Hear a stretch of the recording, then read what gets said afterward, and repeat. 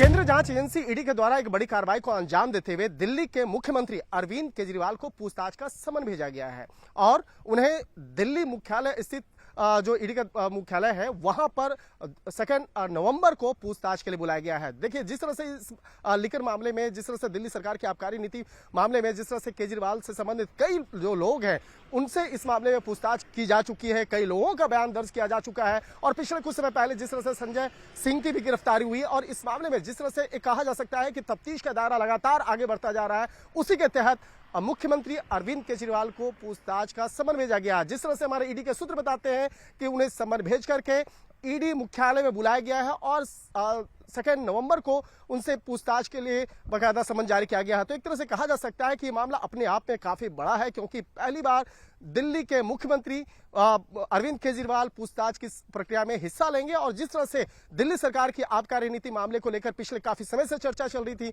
निश्चित तौर पर कहा जा सकता है कि इस मामले पर आने वाले वक्त में एक बड़ी कार्रवाई को अंजाम जांच एजेंसी के द्वारा दिया जा सकता है। जैसा कि खबर आ रही है कि अब केंद्र सरकार की ईडी ने दिल्ली के मुख्यमंत्री श्री अरविंद केजरीवाल जी को समन भेजा है 2 तारीख का। इससे बात साफ हो जाती है कि केंद्र सरकार का एक ही मकसद है, किसी तरीके से आम आदमी पार्टी को खत्म कर देना और इसके लिए वो कोई कसर नहीं छोड़ रहे। किसी तरीके से कैसे भी फर्जी केस बना के मुख्यमंत्री अरविंद केजरीवाल जी को जेल में बंद किया जाए और आम आदमी पार्टी को खत्म किया जाए। अभी भी खबर लगी है कि 2 तारीख को ईडी ने मुख्यमंत्री अरविंद केजरीवाल को शराब घोटाले के अंदर सम्मन करके बुलाया है।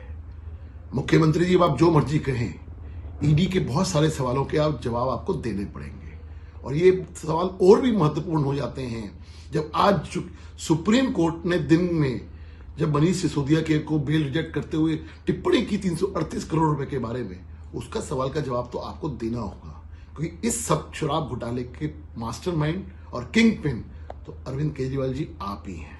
और हम तो शुरू से कहते आ रहे हैं कि वो दिन दूर नहीं कि जब आप जेल की सलाखों के पीछे होंगे। 2 तारीख को क्या होगा हमें नहीं मालूम, लेकिन बहुत सारे सवालों के आपको जवाब देने हैं। सवालों के जवाब से आप घबराइएगा नहीं, सवालों के जवाब है आपको देने हैं। अरविंद केजरीवाल शराब घोटाले के मेन अक्यूज्ड हैं। सबसे बड़े बेनिफिशियरी अरविंद केजरीवाल हैं। मनीष सिसोदिया हो या बाकी लोग हों, उन लोगों ने भी पैसा कमाया। आज सुप्रीम कोर्ट में पता चला कि लगभग 350 करोड़ रुपए की तो पैसे की ट्रेल है, कहां गया कैसे गया, और 550 करोड़ रुपया अब तक अरविंद केजरीवाल जी के पूंजीपति दोस्तों ने इस शराब घोटाले में से कमाया था। अब आज ईडी ने अरविंद केजरीवाल जी को सम्मन किया है और 2 तारीख को बुलाया है। अब देश के सामने बहुत स्पष्ट था कि जो करोड़ों रुपए अरविंद केजरीवाल जी के पास आया, जो पैसा पकड़ा गया, जो अरविंद केजरीवाल जी रातों रात इतने अमीर बने, इतने करोड़ रुपए का बंगला बनाया, वो कहां से पैसा आया? वो सारा पैसा शराब घोटाले का था। अपने आप को कट्टर ईमानदार बताते थे, लेकिन कट्टर बेईमान थे। राजनीति में सेवा करने की बात करते थे, लेकिन राजनीति में केवल और केवल धन इकट्ठा करने आए थे। सत्यमेव जयते, सत्य की जीत हमेशा होती है।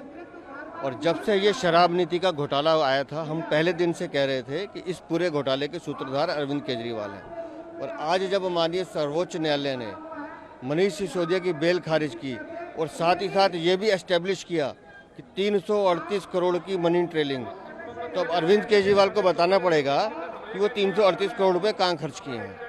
और दिल्ली वाले अरविंद केजरीवाल के भ्रष्ट शासन से मुक्ति पाना चाहते हैं। अभी हमने दशहरा मनाया है, बुराई पे अच्छाई की जीत का त्यौहार मनाया है। तो आज हमें भी ये लगता है कि अब वो दिन भी आने वाला है कि सच्चाई की जीत होगी।